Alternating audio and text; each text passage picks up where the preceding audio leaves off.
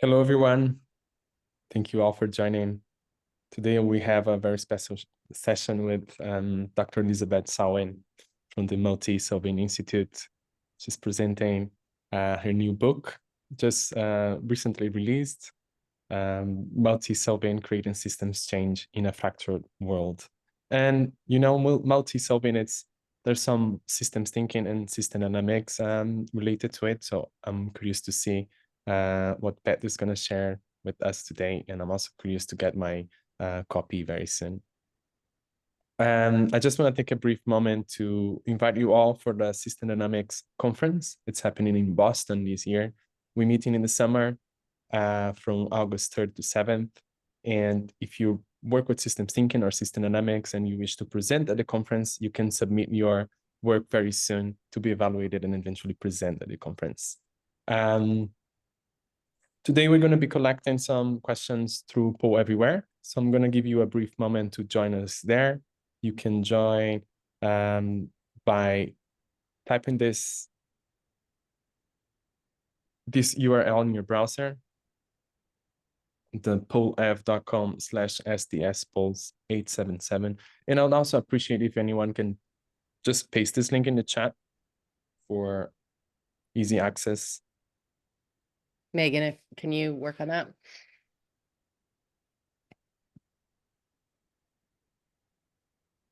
First question I have is just, where are you joining us from? We have a big crowd today. We're about 90 people already, so we're expecting more to join us. And it would be great to see where you guys are joining us from.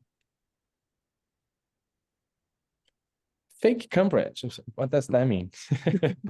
Dublin, Gainesville, Florida. Thought this was a word cloud, but it's not. Chapel Hill. And we usually cover a lot of time zones here in these webinars at the society. So today is probably no difference. I see Lebanon, North Carolina, a lot of people from the US as we expected. You can use the same link, the same platform to send your questions. I see some chat activity here. So I see that some people are answering in the chat here. I see some people joining from England, Buenos Aires, Argentina, the UK, Germany, Colorado, Italy, Uruguay, Greece, and Texas. So there's Turkey, Canada. So thank you all for joining. It's great to see such a diverse crowd today. And we're really looking forward for this conversation with Beth. This is not moving. Just a second. So for today, we have 45 minutes conversation with Beth. This conversation will be led by Rebecca Niles, the Executive Director of the System Dynamics Society. And then we move on to a 15 minutes Q&A where you'll be sending your questions. You can send throughout the conversation with Rebecca and Beth, you can send your questions in the Poll Everywhere, the platform I just shared. And hopefully your question can be answered here with Beth. Rebecca, that's all from my side. I think you'll be introducing Elizabeth Sawin today. So I'm just moving on to you. Okay, thank you. Thank you, Fernando. And welcome, Beth. We're really, really, really happy to have you here. So I just wanted to give you a little bit of background about Elizabeth Sawin. Dr. Elizabeth Sawin has dedicated her career to creating change in complex systems, and she's been a real inspiration for me throughout the years. She actually trained in system dynamics computer simulation with Donella Meadows at the Sustainability Institute and spent some time there using her knowledge to support sustainability leaders worldwide after doing that. Then in partnership with Drew Jones, she co-founded Climate Interactive, which is the award-winning think tank developed the world climate and climate action simulations that so many of you guys have used in your work. If you have not used those, you should definitely look those up. And it was really exciting when in 2021, she decided to break off on her own and found the Multisolving Institute. Her intent was to share her research and to actually develop some real tools that people can use to help them cross silos to simultaneously address so many of the problems that we care about. So not just climate change, but health, well-being, economic vitality, and equity. And today we're here to discuss her new book on multisolving. This book really speaks to me as it put a word to something that I couldn't quite put a word to on what we were trying to do here. You know, in systems, we're dealing with so many different things in so many different areas. And this really helped to focus my attention on what we really need to do here to solve some of these complex problems that we're doing. So it was really fun to watch her. It was really fun to watch you, Elizabeth, over the years, like on Twitter, testing some of what you were doing in this book. And so I'm really excited to see it actually in print. And I don't know if you can see it. So I've got it here. It's a beautiful, a beautiful book, nice, nice imagery. I encourage all of you to get it and really, dig deeply into multi-solving here with her. And excited to have her here with us. So if everybody could welcome Beth here with me, and I guess I'll pin us so that we can, Fernando, can you pin Beth as well? Here. So what I'd like to start out with is, I guess I've asked Beth to go a little meta with us here. And actually talk about writing a book, because it's a big commitment of time and labor. And Beth, a lot of us, I think, in this community consider it. I know I've considered it, and I was very impressed that you just kind of went to it and started doing it. But can you help us understand why you decided to write a book? And particularly in this case, a book that wasn't for the academic community, but for like a broader audience, as opposed to other ways of sharing your ideas. Like I saw you were very vocal on Twitter, we're building a following there. And then in addition to this, so I guess, why did you decide to write the book as opposed to other things? Yeah, well, thanks for having me. I'm really excited to be here. And that is a good question. There definitely were times through the years that it took to get the book to publication where I asked myself the same question. Mm-hmm. It's funny you mentioned Twitter, Rebecca, because that was one thing, is that I learned that things that are so obvious to us who have been trained in system dynamics and systems thinking are really a gift to people who haven't had that training. And to take an everyday moment and point out the feedback loop or the delay or whatever it was, I was surprised at how people were just like attracted to that. But then Mm-hmm. what started happening is people would email me or direct message me, and they'd be like, "You said something about feedbacks, and I want to use that in a speech, but I can't find it." And of course, I couldn't find it. Like Twitter is a Mm-hmm. stream, and it just goes away. Is what I've learned. So that was one reason to try, and I think of my books on my bookshelf that I go back to again and again, like Limits to Growth or Thinking in Systems or Business Dynamics. Like those guys are well thumbed and marked up, and there's something about that physical object. So that was one reason. Another reason was a little more intuitive and maybe hard to justify, but I was concerned that in the stresses that are coming, people might not have access always to online information when they needed it. Um, and, that seemed crazy 5 years ago when I started the project, but I think now between disinformation and physical shocks to systems, there may be times when people are looking for clarity and maybe it's not right at their fingertips. So I liked the idea of a book. Fantastic. And I think it's such a daunting thing. I actually appreciate your saying that, making the comment about, the fact that even these simple things, people still need them, because I think that's one of the things that stops me from doing it. It's like, oh, I've done this so long. This all seems so obvious. Everything I'm doing seems so obvious. And it is to us because we've been doing it so long and we're so deep in it. But I think that's important to remember and to help understand the importance of this.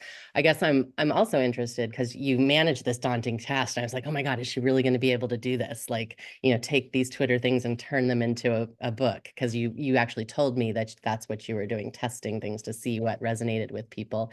And I was like, that's a really daunting task. I'm curious, after having written it, what you learned about the process, or what you could offer to the rest of the community to help them kind of help us think about how we might do something similar, because I think this is going to be a really powerful way to get the message across for people, and I think more of us need to do it. Yeah.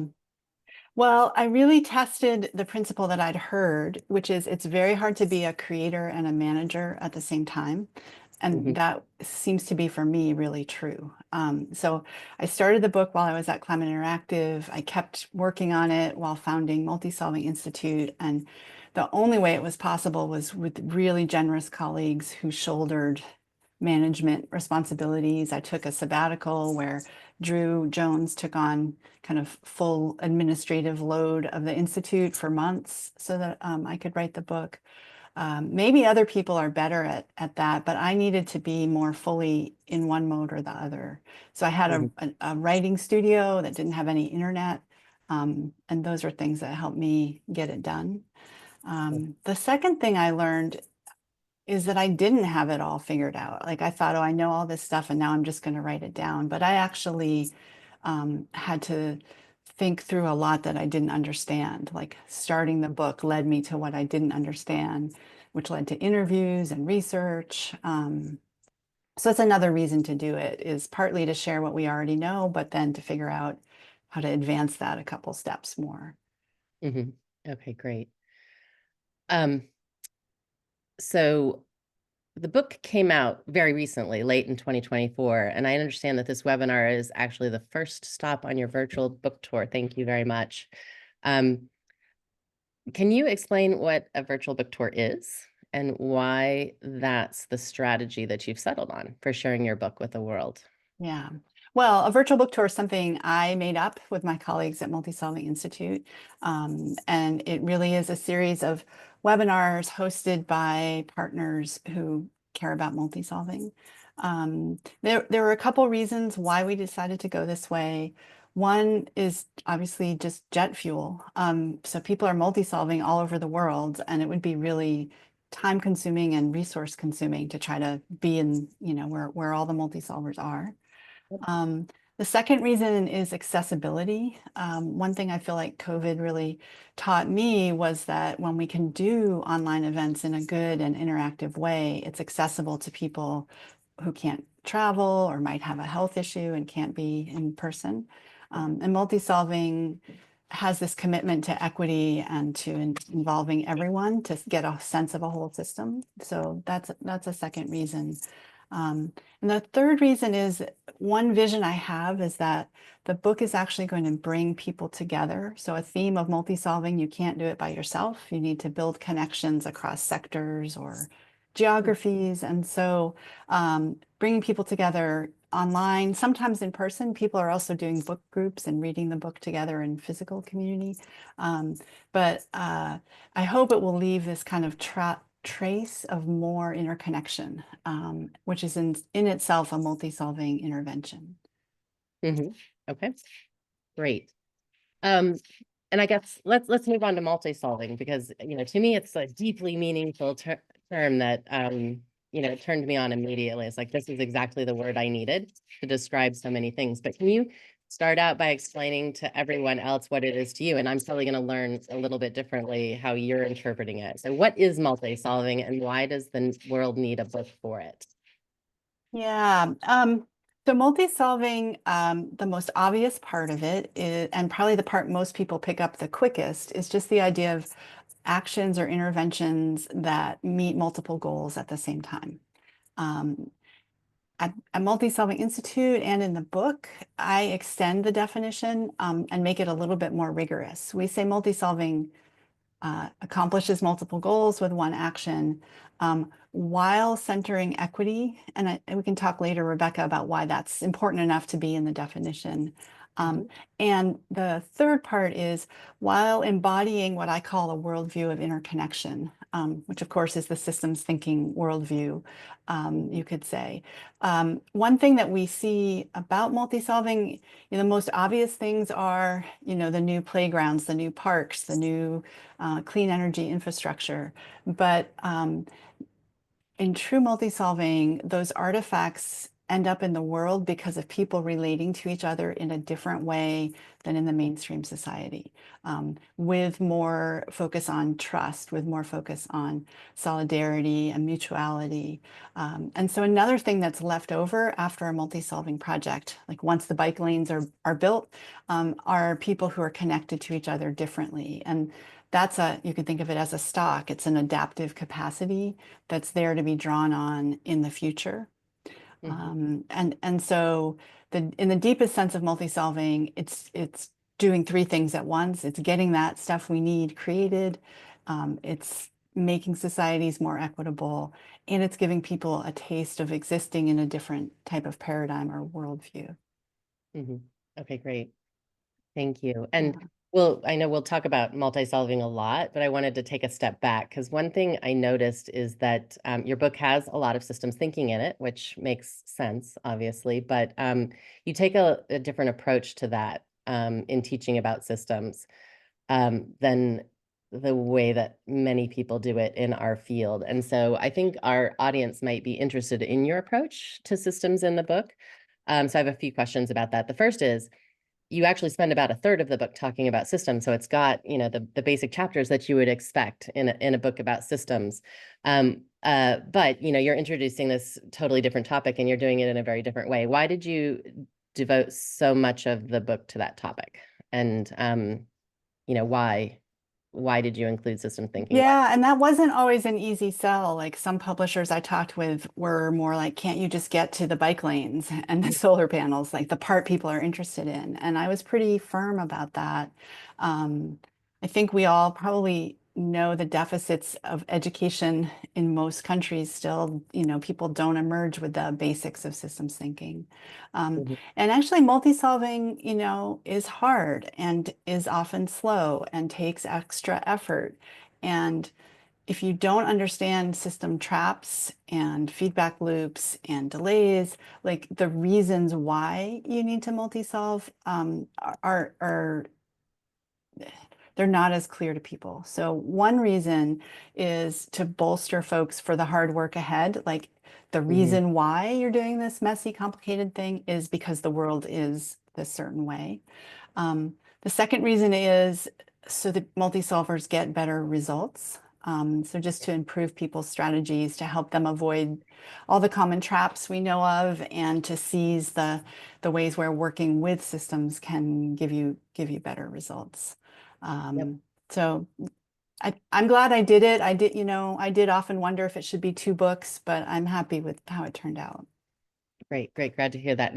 And as I was going through the book, I was expecting a lot more pictures. We're founded on pictures. I'm a visual person, and that's one of the things I really like about systems is the pictures. But I know that the pictures can be very confusing to people who don't understand them. And so I'm curious that when you flip through this, there are very few diagrams, no causal loops, and no charts. Just a few pictures, and they're more like cartoon, and not really, but they're more like cartoons to a point. Why did you decide to take this approach that's so different from the way most of us would, immediately jump to? Yeah, that was a really deliberate choice. Partly it's just recognition of the many excellent books that are out there with causal loop diagrams and charts, and to not want to duplicate excellence that already exists. Part of it was, I don't know if this will resonate with others, but my experience in teaching about systems is about a third of any audience comes alive with causal loop diagrams. The light bulbs go off, they get so excited, you can't get the markers out of their hands. And the other 2/3, I often find their eyes kind of glaze over a little bit. Yet we need all of us in this revolution. So I tried to write a book for those other 2/3. And it's an experiment, and I'm still waiting to hear, and be curious, people on this call, when you get your hands on the book, if you think I did it, but can we convey some important system insights in a different way? My hypothesis is we all are systems. We all live in a world of systems, and like the famous John Sturman bathtub for climate change, right? If we can give people icons of systems they're familiar with, they can grab the concept. So I try to tell stories more than use charts and diagrams. I definitely noticed the stories and I appreciated that. And, that ties back to some of the work that I did at Rethink Health, which is a similar, group to Climate Interactive. And that was one of the things that it helped having non-systems thinkers do. They were trying to push us into storytelling and less of the sort of academic, mathematical kind of way of communicating that we tended to be most comfortable with. And so it was very powerful there. And as I was reading this, I was struck. I was like, oh my God, there's no diagrams. What's going on here? But I did notice that you had the stories, and I'm like, oh, right, she's doing what we need to do more of, which is tell stories. And then I also noticed, and this is not something I would ever do, but the poems. You've got the poems in there, and that's sort of another way of storytelling. I found it interesting that you did that, and it was like, oh, this is so strange. There are poems in here, and yet, I kind of get where you're going from. So I'm just curious. Each chapter of your book, including the ones on systems elements, opens with a poem, and I particularly liked those. But I'm curious why you had poems and whether you would read one to us. And I'm most interested in like surprises, I think, if you read that one. So if you could explain your thinking behind the poems, I'd be very curious. Yeah, well, I think it again is the same goal of sharing this information in multiple ways, knowing that we all are so different and that different ways of communicating will land with different people. One thing I haven't talked about much, but actually I had another element that got cut from the book, which is I wrote a short speculative fiction piece for each chapter, a short story about a future where these principles were brought to life, which was really fun. The editors said that's too much, and maybe that is a different book. I still have that on my hard drive, but I was really like just experimenting with how can we share this stuff. And so I say kind of jokingly, but if you don't want to read the whole book, just read the poems. If I did a good job with the poems, you'll get the essence of that chapter. So yes, here's the book, and I asked Rebecca to pick one. So she nominated one called Surprises, which is the poem for chapter 8. And chapter 8 is called Steering Systems. So if you know Donella Meadows' essay, Dancing with Systems, chapter 8 draws a lot on Dana's thinking there. So surprises. Out beyond the edge of prediction, when you lose the well-marked path, in the tangle of new vines and the rubble of crumbled structures, you'll need a map. You'll need a compass. Look deep, join hands. You will find your way. So a little taste of poems. And yeah, it's fun to think about how would you write a poem to convey a reinforcing feedback loop or what a stock is. It was a fun challenge. So you actually wrote those. That was the question I have. It wasn't clear to me that you wrote those poems. I wrote those poems. Yeah. Okay, they're fantastic. They were really evocative of what the chapter was about. And I, particularly enjoyed I did feel the way it was different, the way you explained, balancing feedback with a poem and reinforcing feedback with a poem, and it was really nice. I'm actually curious, and we've got a lot of people in here who really are would like to see your stories. That's that extra book that you need to do next, I guess. Oh, cool. Maybe a collaboration with the System Dynamics Society. We shall see. Right. Well, and it's interesting because I recently ran the beer game for a manufacturing company, and they really wanted to connect it with a book called The Goal. I don't know if you've read The Goal. You should read The Goal because they go through, it's an extremely popular book on supply chains, and it's like really mathematical, and yet it's this story. And so you might take a peek at that because that had a great readership, and it's a fairly old book, and it's still being used widely, I think, in manufacturing circles. So it was a fun read. And I'd be excited to see something on this. Yeah, oh, that's neat. Okay. Great. So you've obviously worked with many pillars of the System Dynamics Society. So you had mentors and partners, including Dana Meadows, who we mentioned before, Dennis Meadows, John Sturman, and Peter Senge, and you were the co-founder with Drew Jones of Climate Interactive. Can you share a little bit about how these teachers and experiences influenced both your thinking on multi-solving and your approach to the book? Yeah. I mean, I almost feel like how did they not? Like, I don't know if you could find a page of the book without those influences. I think from Danella, I definitely tried to rise to what she teaches us about using everyday language. So I'm thinking about her column, The Global Citizen, which was just such good, clear communication, and her sense of a systems ethic, and that it's important to talk about values and love and vision as much as CO2 and economic indicators. I also think the limits to growth work, like I kind of knew what to expect out of the 2020s, like that this book is likely to land in a period of great destabilization, sadly, and loss because society hadn't heeded really the messages of the limits to growth. So I really felt like I was writing for people in the midst of confusion and loss and struggle. Mm. And, you know, I wrote some chapters during COVID-19 lockdown. I wrote other chapters after back-to-back hurricanes. And the book has some of my, like, I'm going through this right now, or I'm seeing the world go through it. You're probably going through something different by the time the book is in your hands. But so that I attribute. And then I talk a fair bit about lessons from my time in Climate Interactive with all those great colleagues. Part of that work took me to UN climate negotiations, where a lot of my naive thoughts about how the UN works, for instance, were, you know, I got a reality check on that. But it was honestly frustration with that process and with a framing of climate as only about greenhouse gases, which Mhm. is, you know, loosening its hold a little bit now. This would have been 15 years ago.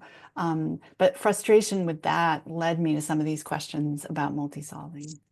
Yeah, I can imagine that. I mean, there's so many news things that are happening right now that you can, tie to climate change, and people are still thinking about them in silos and not seeing all those connections. And I mean, I think that was one of the really special things about Climate Interactive for me, the games, like seeing it's not just about the science and the math and how climate change works, but it's about all those human interactions and how you get people to see things and realizing that there are a lot more things that people are caring about, you know, and Yeah, and you mentioned all of that. rethink. Yeah, Yeah, yeah, you mentioned Rethink Health, and also I agree about Climate Interactive. In the time since I've left, you know, they've added like many health indicators to those climate models. So I think yeah, our field is doing what it can to help people see those connections. right, right. Okay, now let's get back to multi-solving in particular. We've spent a lot of time talking about the book and thinking about that, but the book is full of examples, and I've myself, I really love having lots of examples of how things do so that I can make things concrete for people. Could you share a couple of your favorites here, and perhaps for those highlight something you learned from that example?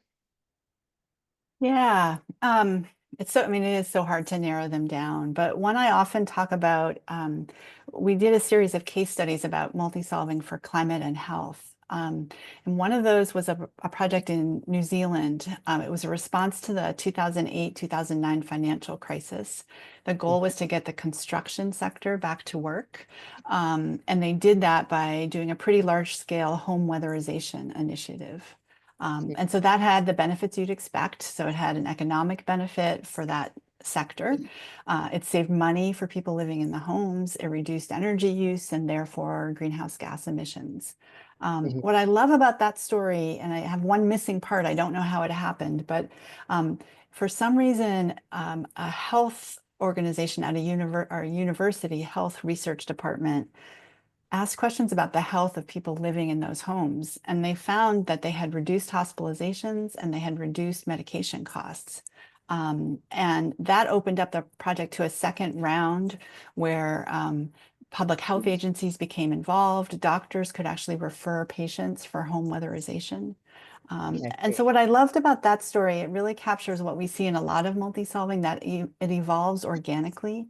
It can Mhm. start with a few partners, and if people are wide awake about what else is changing, if they're looking for ripples of systems change, it can expand and bring new partners in. So I'm always advising people, like, collect more baseline than you think you might ever need, and look for more changes than you might expect. Yep. And I think that's important. And going back to some of the work that we did at Rethink Health, we were trying to expand the realm of things that folks were thinking about. So encouraging, people who are trying to change healthcare systems, not just to think about what's called the triple aim, which is, health, the cost of health, and the quality of care, but to go beyond into equity and economic vitality. And so I love that you guys, you talk about these elements and you're really bringing those important things in. But you actually have a whole chapter on equity in your book. Why, why such an emphasis on equity for multi-solving? Yeah. Well, so much of the book is learning from people who are being successful with multi-solving on the ground. Our approach at Multisolving Institute, which of course then informs the book, is to look for the bright spots. Like, we can talk about the obstacles, and there are many, but despite all the odds, people are getting results with this approach. So when you start doing that and you look at very different scales and all around the world, a bunch of things are in common that you start to see. But one of them is this emphasis on equity, which makes sense from a systems point of view. In order to multi-solve, you need to have a full sort of accounting of the system involved. And one thing that's going to work against that is inequitable relationships, right? If you're only listening to the policy experts and not the people in the neighborhood, you're going to miss opportunities for multi-solving.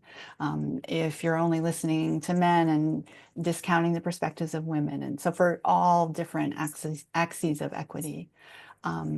So that's one reason. It's just very, like, if you want this approach to work well, you need to prioritize that. A second reason is that improving equity in itself usually produces multiple benefits. Inequitable societies are inefficient. They end up having poor health and poor education outcomes, which affect the economy. And there's a great book on that by Heather McGee called The Sum of Us, which just documents the costs of inequitable societies. So that would be a second reason. The third reason, at the beginning, we mentioned a little bit about worldviews, and that multi-solving ideally operates from a worldview that recognizes the world as a web of relationships.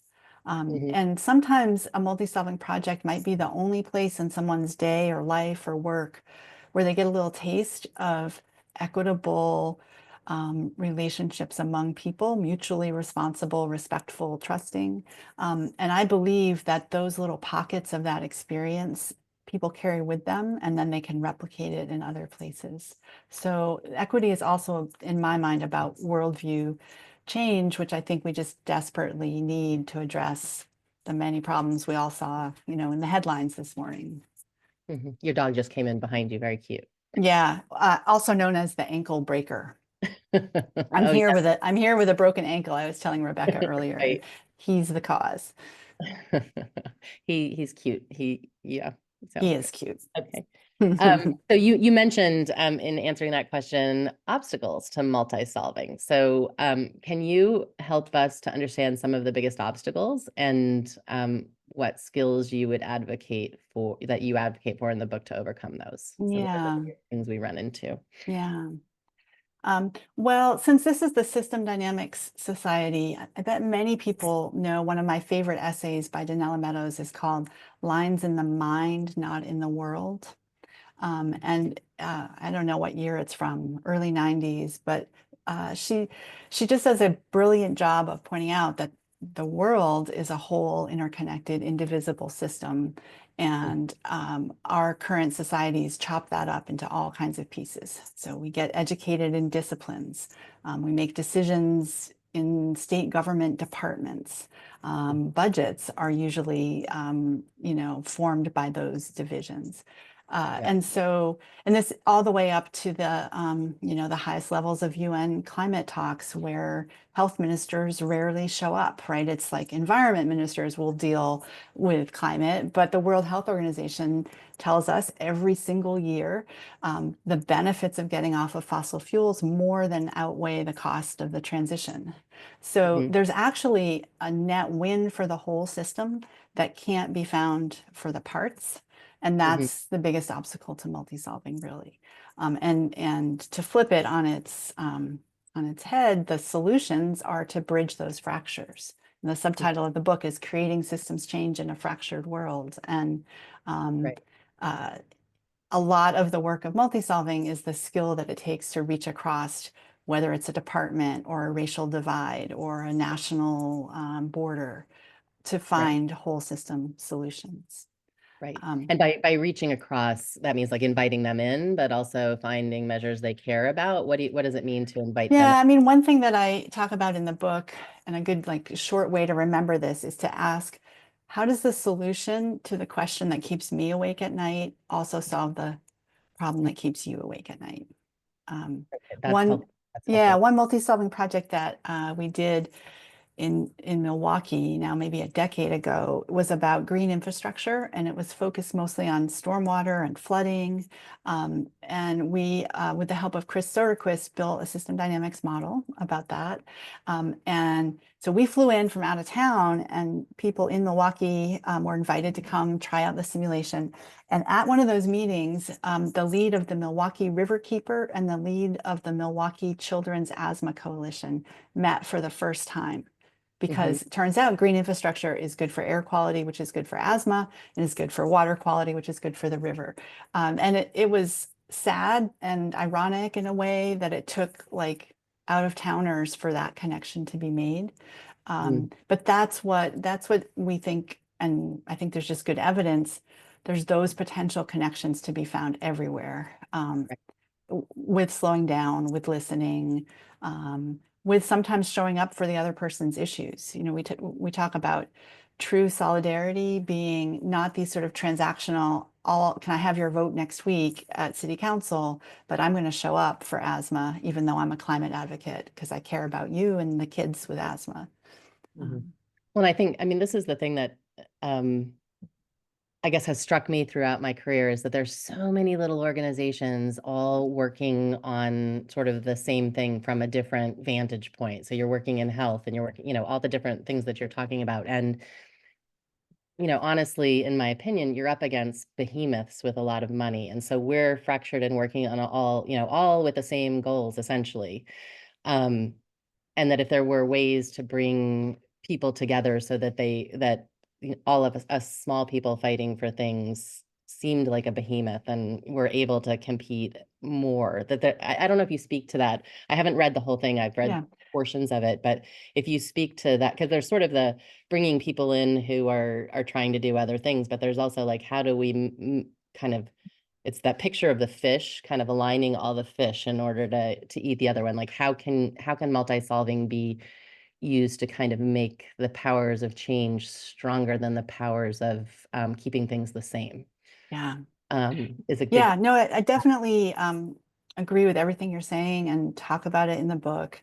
In my kind of stumbling over many years to see multi-solving, one graph was really pivotal for me. It was from research by Paul Epstein, who did a life cycle analysis of the costs of coal in the US. And it was a pie chart. And each wedge of pie was a different cost, like health in Appalachia, water quality, climate change, respiratory health. And climate change, which I had been working on for 15 years, was not even half the wedge of pie, right? It was like in just in a kind of dollars metric to harmonize all that. And I realized, okay, you go to medical school to care about respiratory health, and you go to like the Yale School of Forestry to work on climate change. And don't you bet the fossil fuel companies love that we're so fractured, and that each of us is weak, and we're tackling air pollution and we're tackling climate change. And it's probably not accidental. And I think that's part of why reaching across borders like this is revolutionary, actually, if we can do it. Yep. And it's interesting, like at Rethink Health, we were bringing people together in regions and getting them to think about things, but it's like you need tables of tables of tables of tables to bring everybody together, or something. Like there's something we need to do to get that power, I think. Yeah. That's interesting to think about. Now, oh, go ahead. Well, and the doing is not generally resourced in our current systems. Right. So you mentioned not many diagrams in the book. One of them is a diagram of a dandelion plant that I used to talk about multi-solving. And we talk about the flowers being the stuff we want, right? The solar panels and the bike lanes, the plant being the coalition that got that built. But then we talk about the roots, which is all that listening. Is that showing? Yeah, I don't know. It's hard to show with my background. Sorry. Yeah. I don't know if I can make it see. Everyone will just have to buy the book. Page, We're going to keep page it suspenseful. 166, I think, if that's the right, there's a dandelion there. Yeah. Okay. But we talk about the root structure that supports all that. And that is building shared understanding, which of course systems thinking is key for that, is building those trusting relationships, which doesn't happen without time and care and listening. But anyone doing this work knows how hard it is to fundraise for that. Right. And even the people doing it, you know, I've been at meetings where people are like, what are we doing? And it just looks like a circle of chairs and maybe some bagels and a flip chart, right? And everyone's like, where are the solar panels? But it's like, no, this is required for that. So one hope I have for the book is that, especially for philanthropy, it will help build confidence that those investments that enable people who are doing this weaving work to just do it and do it well and appropriately resourced will just be easier, because it's just way harder than it should be. Yep, exactly. Okay. Now you call multi-solving a hidden movement. Why is that? Yeah, I think actually this may be a little bit like system dynamics. We'll see if it sounds similar to people. One experience I have all the time is people say, oh, I've been doing that, but I didn't know there was a word for it. So most multi-solvers so far come to it not because they got trained anywhere, but they sort of intuitively figured it out. They're reacting to how the world is, which is whole and interconnected, and it leads them to these ways of working. But they often don't know there's anyone else doing it. And then they're all applying the similar instinctive approach in very different domains, right? I'm working on urban orchards, and I'm working on children's respiratory health, and I'm working on home weatherization. If I go to a conference to develop my craft, I'm going to learn all about orchards, but not necessarily about a method of convening people to build trusting relationships. And I might learn more from the bike organization actually than other orchard organizations. But there isn't really so far, and Multisolving Institute has ambitions to help with this. You know, there's not an annual conference, there's not a place to go to meet other people and you know, build your craft. So those two things I think make it hidden. And then also the tendency for it to be underfunded, for the results to be funded instead of the process. Because multi-solving is a process, you know. Right. Yep. And I imagine, you know, we have people on this call who are probably building system dynamic simulations of very different domains, right? And they wouldn't meet except that you all provide this community for the craft. Yep.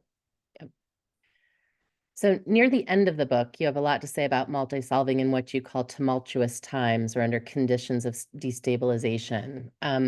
Whether we're looking at our windows or modeling any number of local or global crises, I have a feeling the need for this chapter will resonate for many of us. You know, we're all tackling these really challenging problems that are all coming to a head right now. What do you think multi-solving has to offer, you know, particularly right now? And what do you think systems thinking and system dynamics has to offer to the effort? Yeah, well, a few things that are why multi-solving is where I'm choosing to invest, you know, the rest of my working life, is how well I think it is suited for destabilization. Because it's a way of approaching things instead of very specific set of plans. That means that you can regroup and you can adapt, right, to changing conditions. And in the successful multi-solving that we've studied, we see that again and again. We see this sort of very nimble, adaptive approach. And because what it's doing is building trusting relationships across silos, that's a resource that can be repurposed in an instant. An example I talk about in the book was from Atlanta, where we were partners in a project that was giving small grants for kind of community revitalization. And the $5,000 grants got handed out like weeks before lockdown for COVID-19.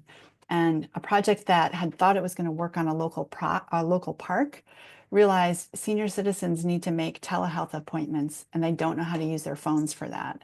So the network had everything they needed to do to be able to, they did a series of like front porch phone trainings for senior citizens. And that story just stuck with me as an example of how you build these relationships for one goal, but it's there for whatever comes next, which can be responding to a threat or moving into an opportunity. So I think we need these no regrets investments, and networks and relationships are one of those. And just pursuing multi-solving is one way to build that. And get the bike lanes and the urban orchards. Like we need it both, right? We need to do the very practical stuff and create these more resilient webs of connection. Great, fantastic. So it's 11:45, 11:46, or in my time. Let's, what we'd like to do is leave 15 minutes for you guys to ask questions of Beth, and hopefully you've been sending your questions in. Fernando Redivo is going to help us out. He's monitoring the questions and is gonna share them with us. Hopefully guys are seeing my screen right now. Yeah. We do have the questions here, but I'm happy to moderate them. And just for the audience, you can upvote and downvote these questions so Beth can go through the most popular ones. So don't forget to just hit the thumbs up for the questions that you want Beth to respond here. I'm going to start with the most popular one here at the top. How would you explain why systems thinking, particularly the work of Meadows, has not really influenced modern society, especially in the US, where this work was originated? Even in academia, many of my faculty colleagues in climate change don't know about this work. Well, I can see why that one got upvoted. I've thought about this a lot over the years. I think there's probably a few layers of answers, and these are guesses, I guess I would say. I think we sometimes underestimate just how radical and countercultural systems thinking is. Like pretty much no existing powerful institutions could stand if people really like prioritize balancing feedback loops and said it's not okay to cause harm on the other side of the planet, right? Like systems thinking is actually incompatible with the way that many institutions are structured right now. So that's about power. And I think I wonder sometimes if our teachers and the Limits to Growth team kind of underestimated that and thought more like scientists. I know I've been guilty of this, right? We just need to explain it. If we explain it well enough, then everybody will understand and say, thank you for the lesson. So I think that's one reason. I also sometimes wonder if some of the message actually got through, but had the opposite reaction of what we expected, right? If we expected the lesson to be, oh, and therefore we should create a globally equitable society beneath the limits, because that's what makes sense. It might also say, oh, it's time to build more walls and more bridges in order to be more bastions, to protect a small elite. So like part of the conclusion made it through, and we didn't have shared agreement about the actual goals. Thank you, Beth. Yeah. So next question here is, what multi-solving teaching tools are available and how can teachers access them? What training will be available to become a multi-solving facilitator or trainer? Yeah. So that's a great question. Our website for Multisolving Institute is multisolving.org, and you should be able to find a lot of what you're looking for there. I'd point everyone toward a tool for multisolving called Flower, which is about visualizing multiple benefits. It's an online interactive app, or it can be a pencil and paper exercise. And everyone from elementary school students to big professional groups have used it and found value with it. There's also now a bunch of resources to accompany the book for teachers. There are slides, and there also are some simple guidelines if you want to convene a group to read the book together and discuss it. At the end of each chapter is a handful of questions for reflection. And one thing I really hope will happen, and we're seeing some groups start to coalesce, is that people will read the book together and kind of exchange with each other some of their reflections about what it means to them and where it's leading either their thinking or their practice. Great to know that.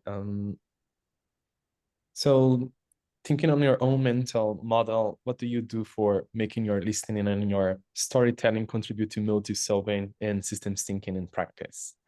It's a good question. Yeah. It's the season at our little organization, Multisolving Institute, for setting our individual goals for the year. And one of mine is to embody the lessons in the book. I have a coach, her way of saying it is to live the book. And that's hard to do, you know, and it's humbling. Like, I've written 90,000 words of what I think everybody ought to do to get through these problems we're facing. But there it is in staff meeting, right? Like, am I going to slow down and listen when I don't understand? There it is when I don't, I'm not happy with a partner or a funder. You know, am I going to do everything I say about being curious and slowing down and asking questions? One thing I emphasize in the part about living under destabilization is that we need to start building in more slack, right? We can't, I don't believe, plan everything at a sprint anymore.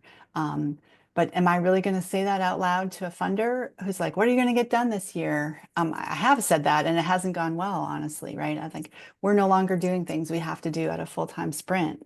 But it is a way to find the partners who do want to work in the way that I think we need to be working. And, you know, systems dynamics understands learning loops. So none of it is about perfection, and it's all about messing up and trying again the next day. Great.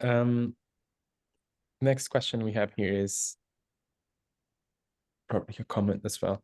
I worked in healthcare company sustainability, and it was so hard to get the team to understand that climate change, environmental issues, and even environmental toxins are so interrelated with healthcare and community health. How to get them on board?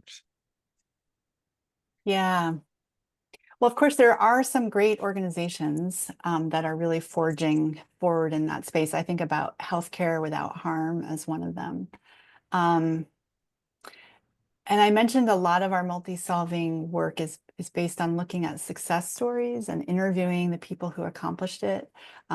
One story we wrote about in an article in Stanford Social Innovation Review at the end of 2023 had an example about someone who was on the operational side at a hospital, so concerned about energy. And then there were practitioners who were managing a therapeutic pool. So for people recovering from injuries, it was like a warm pool to do exercises in. And the energy people wanted them to turn the pool off at night to save money, like turn the thermostat all the way down. And the practitioners were like, no, at any moment, we need to be able to have this pool be the right temperature. And what she described was just this process of really listening, like, okay, why is that? Well, because patient well-being is the absolute most important thing. Is there any other way to accomplish patient well-being and the goal that the pool is always ready?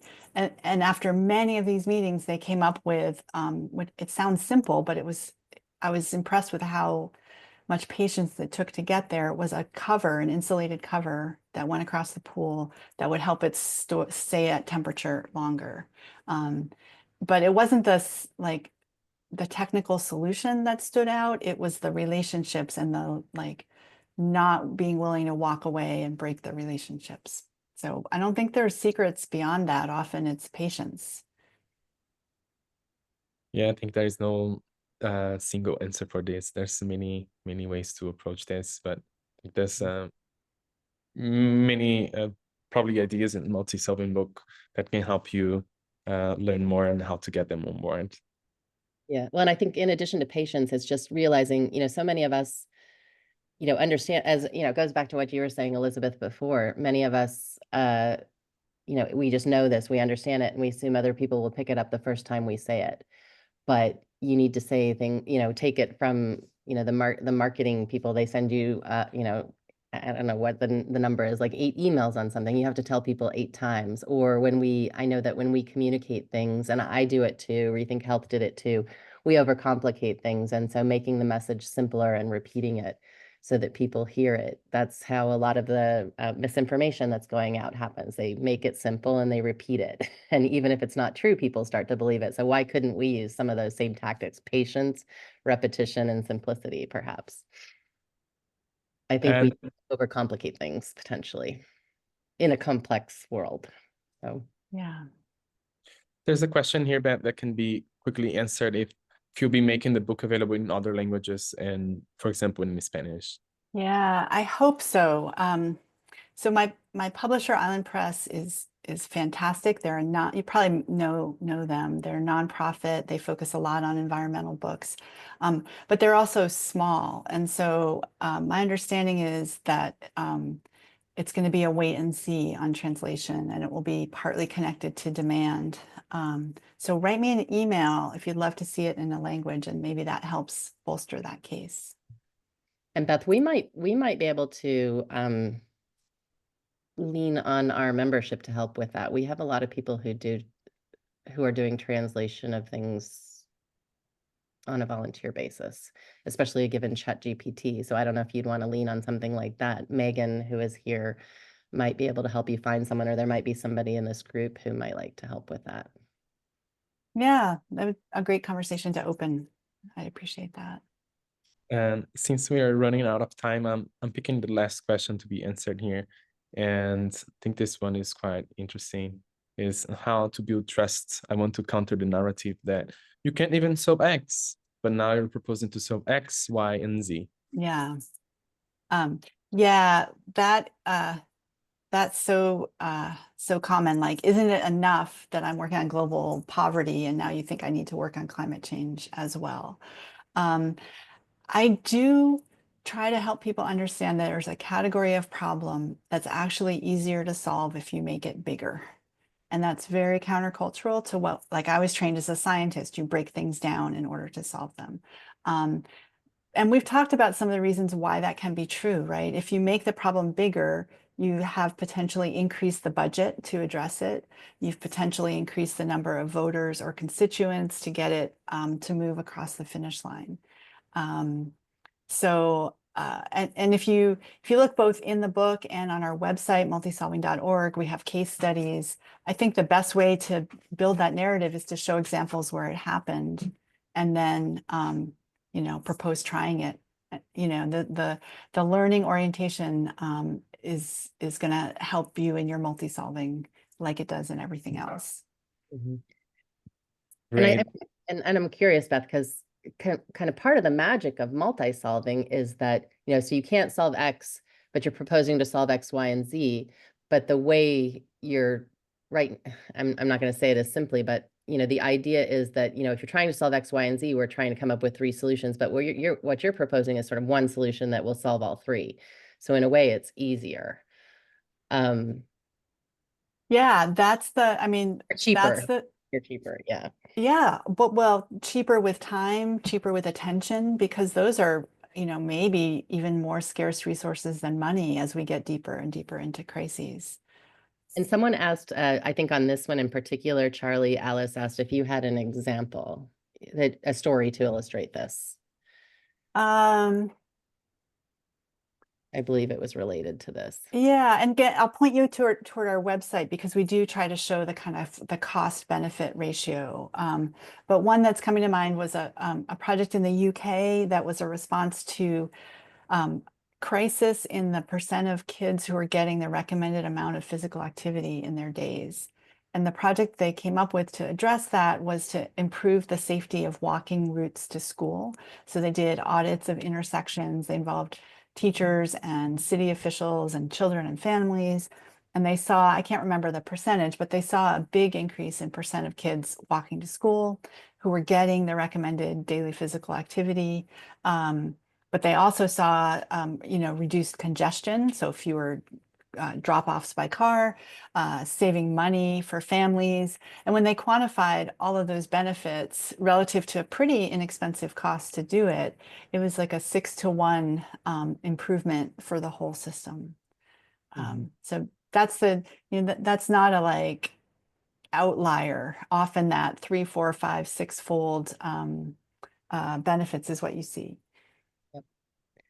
Thank you, Beth. We're at 12 o'clock, so I want to honor people's time and really want to express our appreciation for you having this conversation with us. And I want to thank the audience as well for your participation. There's really great stuff in the chat, and you asked some really, really good questions, so very much appreciated. And really, really excited to see this book, and I would highly recommend getting it. And I think really trying to incorporate this important thinking in your work.